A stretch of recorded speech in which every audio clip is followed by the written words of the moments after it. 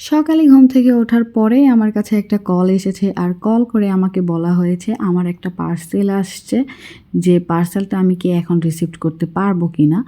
তো আমি যেহেতু বাড়িতেই ছিলাম তাহলে পার্সেলটা রিসিভ না করার কোনো যৌক্তিকতাই নাই, আর আমি আগে থেকেই জানতাম যে আমার জন্য একটা পার্সেল আসবে।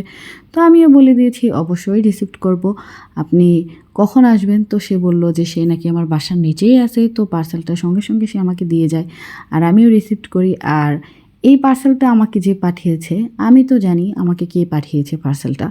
তো আপনারা যারা আমার ভিডিও দেখেন তারা একটু গেস করে আমাকে কমেন্টে জানান তো এই পার্সেলটা আমাকে কে পাঠাইতে পারে। যাই হোক, মিষ্টি জিনিসের প্রতি আমি এমনিতেই অ্যাডিক্টেড, আমি মিষ্টি দেখলে নিজেকে কন্ট্রোল করতে পারি না। আর চকলেটের ভিতরে আমার কাছে বেস্ট লাগে কিটক্যাট আর স্ন্যাকার্স, এই দুইটা চকলেট আমার কাছে ওয়ার্ল্ডের বেস্ট চকলেট লাগে। আমি এই দুই চকলেট দেখলে কিছুতেই লোভ সামলাইতে পারি না, একেবারে 10 থেকে 12টা খেয়ে ফেলি। আমার জন্য আমি জানি এটা খুব ভয়ঙ্কর, তারপরেও আমি খাই। ওই যে বললাম আমি অ্যাডিক্টেড, এখন কিছু করার নাই। আর এই চকলেটের বক্সটা দেখার পরে আমার তো মনের ভিতরে মানে লাড্ডু ফুটতেছিল, যেটা আপনাদের বলে বুঝাইতে পারবো না। তো নেক্সট ভিডিওতে আপনাদেরকে বলে দিব চকলেটগুলো কে পাঠিয়েছে, আর আপনাদের কাছে কি মনে হচ্ছে কে পাঠিয়েছে অবশ্যই কমেন্টে জানাবেন।